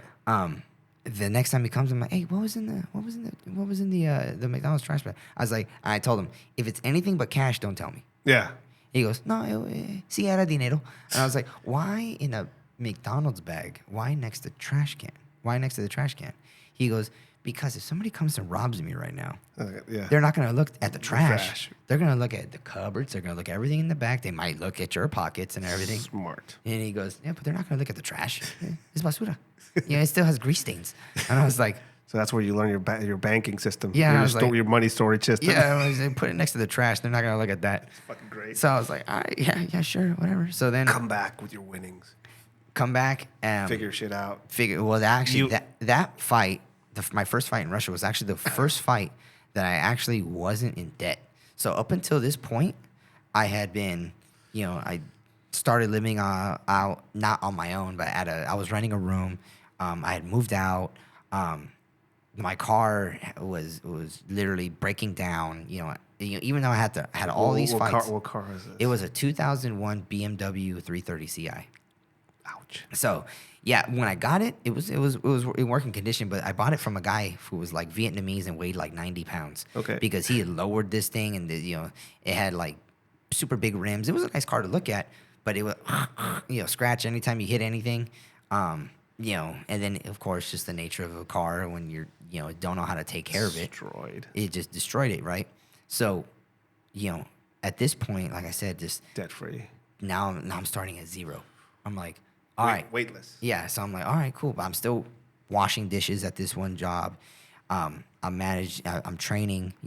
I can pay a membership fee. I can pay my rent. But basically, every at the end of every month, zero. Which fine. I can do that. And then I have another fight in Russia where this other guy calls me out. He says I think I could beat him, and I TKO him in the first round. And this guy's got big old zits on his back. I'm like, oh, I wonder what you're putting in your body. Whatever. But I TKO him in the first, and then now I buy my first car, my first brand new car. Well, not brand new, but newer car. Yeah. So I'm like, sweet, I still have that car. And I have a couple bucks left over, so now I'm living okay. Yeah. You're balanced. You're weightless. You're back. Yeah. So then had another fight in Dubai. I lost that fight, and then I had a fight last year in October. And I won that fight, and then all of a sudden Josh calls me while I'm eating Korean barbecue. He goes, "Hey, bro, you think you can make weight in 2 weeks?" What? And I said, "Yeah, sure. What's 2 weeks to make weight?" Yeah, and I was like, "For what?" He goes, "UFC wants a guy." Where were you at your weight? I was almost 160. He goes, "You think you can make 135 in 2 weeks?" And I was like, "Yeah, sure." So he goes, "Where are you at right now?" I'm like, "Korean barbecue." So I hang up the phone. My homies go, what was that? And I was like, that was Josh. He wants to know if I can make weight. For who? For what show? I was like, UFC. And they were like, fuck, finally, dude, finally, you made it. I was like, well, I made something. Yeah. Anyways, bro, let's finish this barbecue off. He goes, bro, you got to make weight in 2 weeks. I was like, yeah, but I'm here, and this is going to cost me money. What do you think I'm going to do? Just put the fork down? Shit, you don't know me, bro. So I stopped my face, and yeah. That was your last meal, basically. That was my last meal, yeah. And then I started cutting weight, and then, I made the weight. And here's the crappy part: that fight, the original fight, was supposed to happen in December. Okay. So I fly into Vegas, and during this time, during December of last year, COVID, yeah. So the UFC had certain criteria, but every state had their own criteria that you had to do. So the UFC that fight was in Vegas, so they had a abide by the new guidelines. Guidelines of the Vegas. You know, Okay. so fly in, take a COVID test, negative. Cool. Okay, during the middle of the week, you know, you're training, take a COVID test, negative. Cut weight, make weight, get back, take another one. Fight day comes, they tell me you tested positive for COVID. Fuck. and I'm like, you've got to be fucking shitting me. The only people I've been around were my coaches, who all tested negative, UFC staff, which I'm assuming everybody tested negative, and I went to the PI. So I don't know where I could have gotten it from, but can I take another one right now, just to prove that I'm negative? You know, like let me try to let's try to make this right. And they were like, nah, like that's just the way it is. And I'm just like, all right, so now what? And they were like, well, you got to stay the extra day, and then you got to drive back. Fuck. I'm like, well, son of a bitch. So, you know, I drive back, and, you know, I'm like, okay, well, if I'm positive, I don't want to go back to the gym and get other people sick. Yeah, so I just quarantined. Self-isolation. Yeah, just quarantined for 2 weeks, and, you know, of course I'm upset because I'm like, no, that was my chance, and here it is. This is the window, and like this is the window. Yeah, this is the window, and here it is being slammed shut because of what's going on, you know? And I'm just like, shit. So I isolate for 2 weeks. And then at the end of the isolation, I go back to the gym, and then Josh calls me again. Hey, because they never rescheduled the fight. Yeah, they were just like, not going to happen. Okay. You know, and in your mind, it's done. It's done, you know. And I hadn't, you know, the UFC didn't tell me anything. Everybody's making assumptions like, oh, this got rescheduled to this card. I'm like, says who? Yeah. Like, I if you know it, then tell me who you got it from, because nobody told you anything. Nobody told me shit, you know. And I even told Josh, hey, did they reschedule it? He goes, no, we don't know shit. I was like, fuck, all right. So then what ends up happening is that quarantine for 2 weeks, come back, and what else? What happens? Josh goes, hey, they want to schedule that same fight for this card on this date, on the 22nd. I said, all right, yeah, let's go. So then I go, and, you know, I had a great showing that night, and, you know, all of a sudden my life has completely changed. Okay. You know, at 35 years old, because of, you know, one fight in the UFC, and now everybody's got their eyes on me, and I'm just like, damn, that's pretty crazy. I mean, for me, it was no different than any other fight, because what was this fight like? What was this fight? In what sense? Like you walk into that fight, you say you have a good showing. Like, how can you talk about that? So previously, remember how I mentioned, like, you shake people's hands, you kind of see what their body type is like. So you know, I see this guy throughout the week, you know, and, you know, he's a nice guy, you know, Barcelos, and he's not being an asshole in any way. You know, we're all respectful. You know, we're gonna get in a fight. That's a given.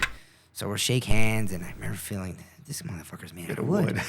And I remember thinking, he's probably gonna move like Michael Perez, because he's got the same body type. He's just bigger. So in your mind, you have you have something to compare him to. I have something to compare him to. Yeah, you've already figured somebody else out that has that same body type.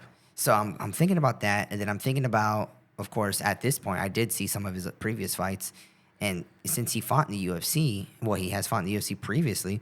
Other people have broken down his fights. You know, look at this, look at this, look at this. And this, for me, it's a good training tool. Yeah. I'm like, oh yeah, that does. But then some people are saying certain things. I'm like, that wasn't what created that. Because a lot of the times these analysts, they analyze fights, but they're not in the fight, you know, so they can't really exactly tell what's going on. And also a lot of them, some of them understand but don't train. Some of them train and kind of understand. Yeah. But there is something to be said about the man in the arena, you know, who actually has the experience, you know, and, you know, it brings me to another thing where I'm just like, you know, my coaches have been coaching and fighting for years. Yeah. You know, which is something that you can't, there's no way to quantify that. So you shake his hand. So I shake his hand. You have a comparison. I have a comparison. So you are not favored in the fight. Absolutely not. You know, what is it, like 4-1? 4-1. 4-1, something like that. So if I had money on you, I could make some cash. There's a lot of money. People that made money off that. So you walk into this. Oh, what's the audience like? I mean, this is the UFC audience. You know, you have the comparison of your. Yeah. So I didn't think about all that until afterwards. because of course for me it's fight time. For me, you're just focused. I'm just focused on the fight. I learned a long time ago that it doesn't matter who you're fighting, it doesn't matter where you're fighting, what you're fighting in a ring or a cage.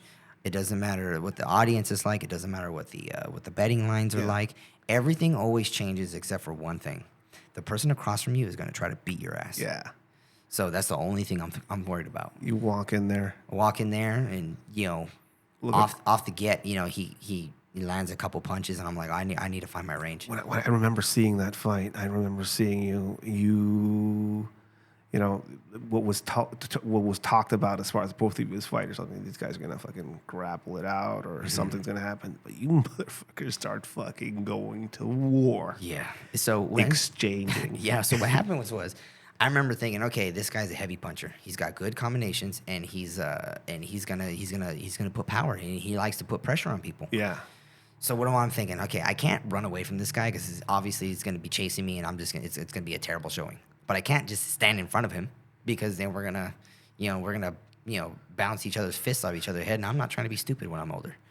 So what do? I'm like, okay, if he's gonna throw some power shots, I have to make him throw those power shots in order for him to get tired. Yeah. So I stand just outside of it to make him feel like, oh, he's right there, I'm gonna hit him. Yeah. So he throws those power shots, I slip, I move, and I just hit him with a 2 or 3 pop, pop, pop. Some of your head movement in that thing, or like the evasive nature of some of the shit we were showcasing. Also, you were just throwing some kicks as well. Yeah, I was trying to set up some other stuff just to get my hands going. Yeah. Just slightly outside of his power range. That way, if he does hit me, it's fading power rather than progressive power. There was a moment when you have your back on the mat, and a fucking kick just comes out of the fucking and just ether. I could see this guy's soul leave his body for a moment.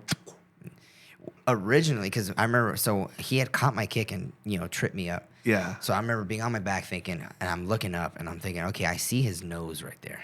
So I'm thinking that he's gonna come in with a big punch, and I'm just gonna stick my knee right in the middle, have him run into my knee. So I'm thinking, okay, that's what's gonna happen. But if he stays there and just kind of plays the game for a second, I'm just gonna up kick him. Boom. So that's what I did. Bam. Up kick him. Okay, what's happening? What's happening? Boom. Stand up. All right, let's keep going. Bah, bah, bah, bah. Yeah. You see him. He's like, okay. Yeah, it's better. Get your ass up. So I'm not taking another one of those. So, I stand up and we keep going, and at that point I'm just like, okay, just keep your feet moving. If your feet become lead, then that's what's gonna be good for him. Yeah. So I just keep my feet moving, boom, boom, boom, boom, boom, and then if my feet are moving, I could just move my hands. I don't need to put power into them. Just move my hands, and then, sure enough, sometime in the first round, I hit him with a good right hand, boom, and it wobbles him.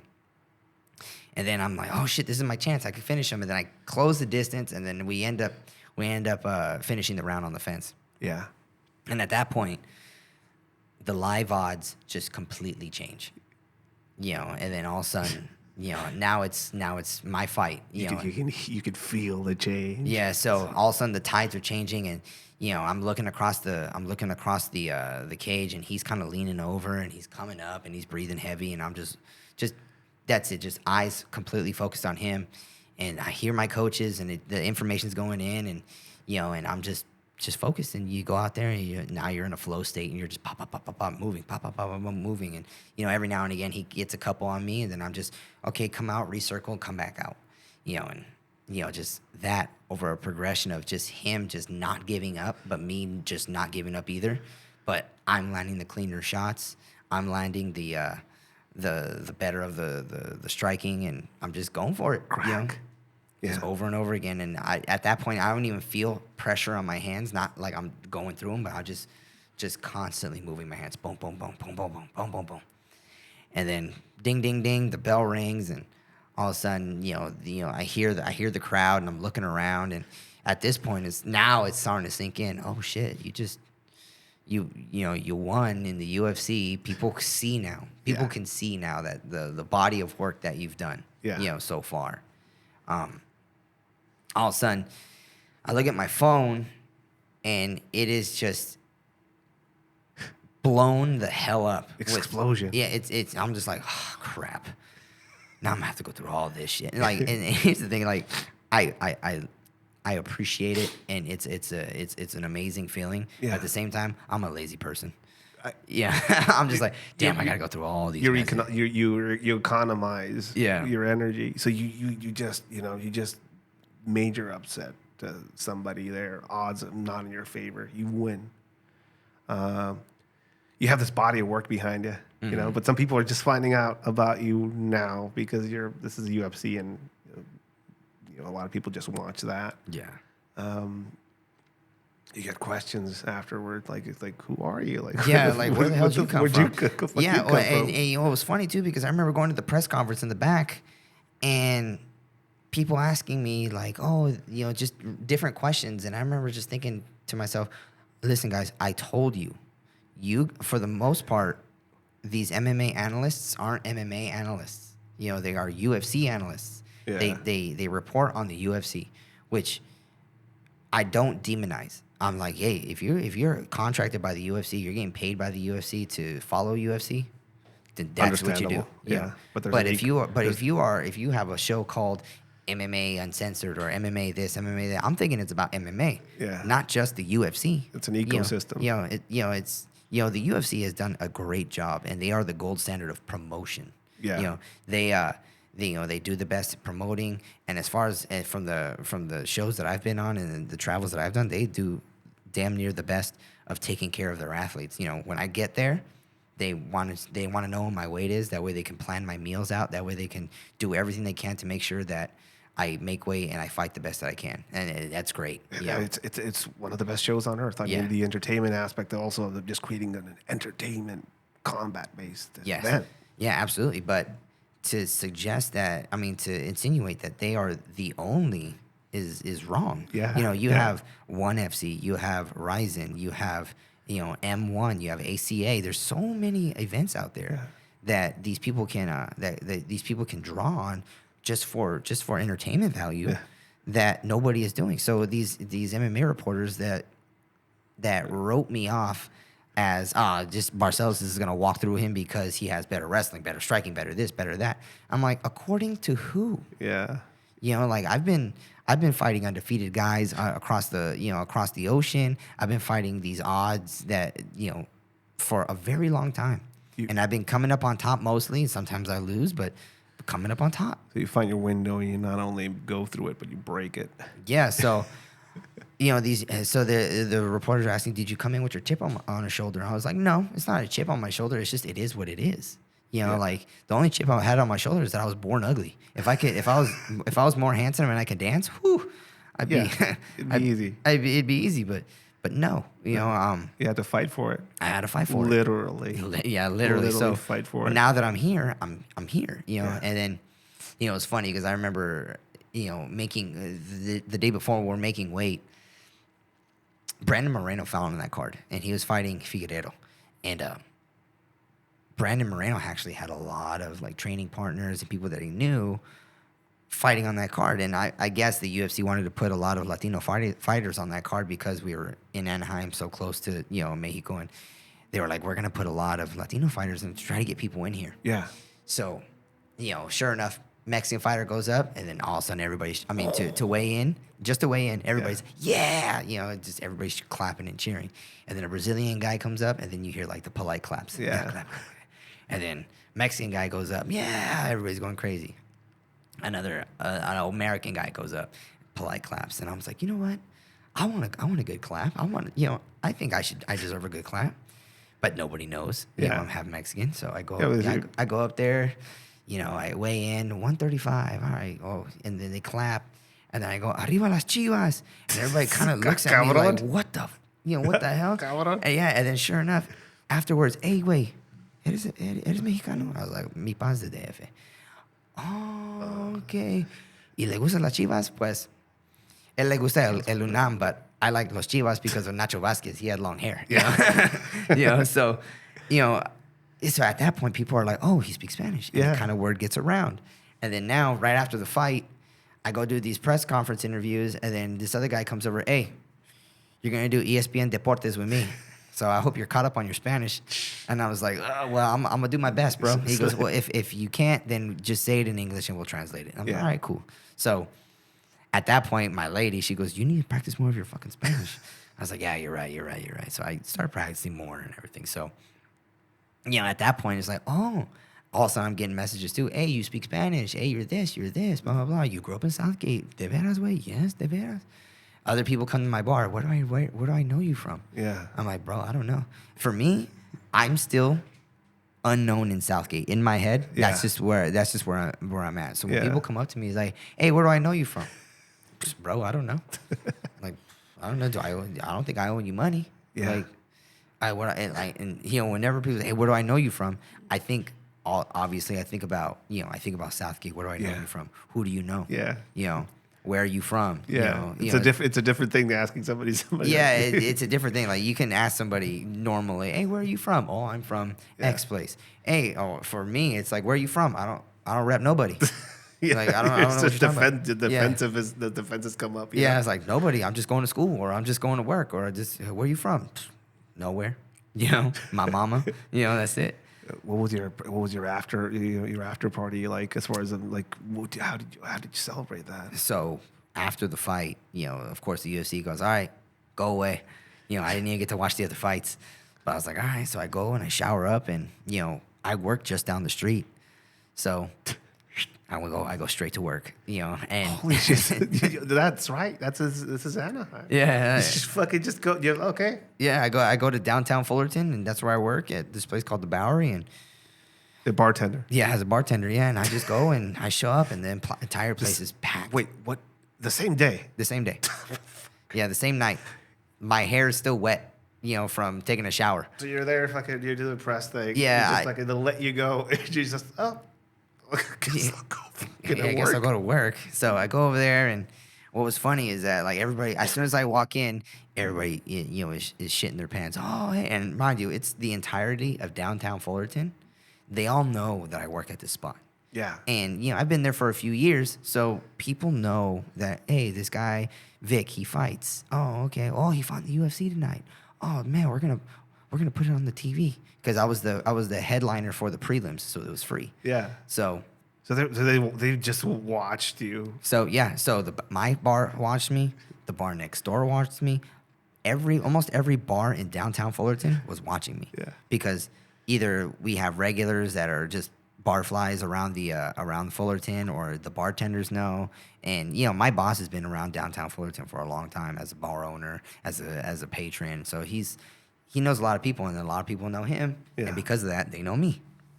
So almost every bar in downtown Fullerton had my fight, and then he let people know that I was going to the bar afterwards, because I was going to eat pizza anyways. Yeah. So I show up, and but you're showing up to work, dude. You're not sure. Yeah. So I show up, and I start serving drinks, and then they're like, "Bro, get the fuck out of here!" I'm like, "Bro, this is an opportunity. I'm bringing in business. Let me make some money, bro."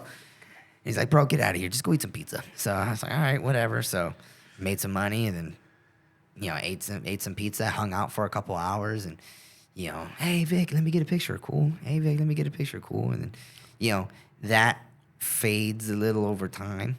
Yeah, because of course, when's your next fight? All right, cool. This one guy comes up, he goes, "Where do I recognize you from?" I said, "Bro, I don't know. No idea." He goes, "Did you used to work security?" And I was like, "Yeah, I used to work security at the bar next door." He goes, "Nah, that's not where I recognize you from. Are you an accountant?" And I was like, "Nah, I've never been an accountant." I said, "Can I get you a beer?" He goes, "Yeah, give me a beer." So I get him a beer, and I walk away, and I serve other bar patrons, and a couple of his friends walk in. So I'm like, all right, they're going to go sit down. I'm going to go see if they want anything. So I go over there, and I sit down. "Hey, can I get you guys anything?" "Yeah, let me get this, let me get that." Cool. I go, and I come back, and the guy goes, "I swear I recognize you from somewhere. Where do I recognize you from, bro?" I was like, "I don't know, bro." I said, "Well, the only other thing I used to do was gay porn." Okay. And he goes, nah, bro, that wasn't it. And I was like, in my head, I'm just like, I'm just messing with him, because I want his friends to rag on him, and of course his friends start going at him. "Oh, you watched it?" I was like, "Yeah, bro, I was on Banging Bros." Yeah. And he goes, nah. And I was like, "Bro, I don't know where you recognize me from, bro. Like, I don't know." And then his homies goes, "Hey, you're a fighter, huh?" And I was like, "Hey," because usually when I'm at work, if I'm not working with food, then I let my hair down. Yeah. When I was bouncing, I let my hair down, because I want to cover up these ears. Yeah. Because I don't want Yeah. I just don't want. They communicate something to people. And I just don't want there to be any issue. Like, let me look like a hippie. Yeah. And hey, bro, let me clean up after you. Let me do this. More customer service kind of oriented bouncer rather than I'm gonna beat your ass. I'm gonna kick you out. It's not my role. So then the other guy goes, "Hey, you fight?" I was like, something like that. He goes, "Didn't you just fight on the UFC card?" I was like, "Yeah, that was me." He goes, "Oh, bro, that was a good fight. Blah, blah, blah. I made some money off of you." And I was like, "Oh, cool." And a lot of people actually coming up to me afterwards, "Hey, I put $100 down, won like $600 off you." And I was like, "Cool. When you taking me to lunch?" Like, bro, like, come on, let's share the wealth. So there's a lot of people come up to me after that.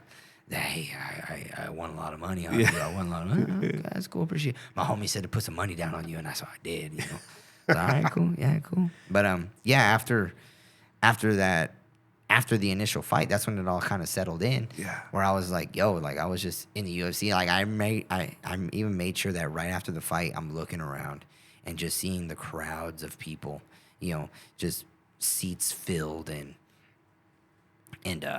just everybody, cheering. And I was like, man, like this was a body of work. Yeah. It's not done, but this is something cool to behold. Especially thinking back on, man, am I gonna have to quit fighting because I have no team? Or, I'm working these odd jobs doing, smog checks and washing dishes, and now I'm in the UFC. Yeah. And for me, it was very surreal. It's like a collection of, it's like one of those moments where you're just like, man, you really thought about where you came from and where you're at now. It's like you've lived a lot of life because you just decided to live life your own way. Yeah. Off being made to feel that, not being made to feel, but made to know that you were different. From being called V Diablo, to the parents not wanting their kids to hang out with you. Now whenever I see the parents, when I go back to Southgate, visit my mom sometimes, VW, Ben, VW, hey, háblame contigo, blah, blah, blah. They want to talk to me, and mija's over here, and in Arizona, or mijo's over here, and they're doing this, or they're doing this, or mijo's in jail, and and these are all the kids that they didn't want hanging out with me. It's full circle. It's absolute full circle. Yeah, but you have to go really far away to get back to where you were. Yeah, I remember after my fight, I went back to Southgate, and I remember just kind of like sitting in front of the community center where I used to train, and be like, bro, it started, and now it's a Planned Parenthood. And I'm just like, well, it's kind of a messed up joke, but my life started there. Yeah. Other lives are being ended there, but but my life started there, and then. And then of course all the people that I used to go to Taekwondo with hitting me up on Instagram. Hey, we used to train over at the Taekwondo center. I knew you were special. Yeah. Or I didn't think, or something like, oh hey man, I just thought you were just gonna be another white kid, but here you are doing this. Here you are doing that. What's next?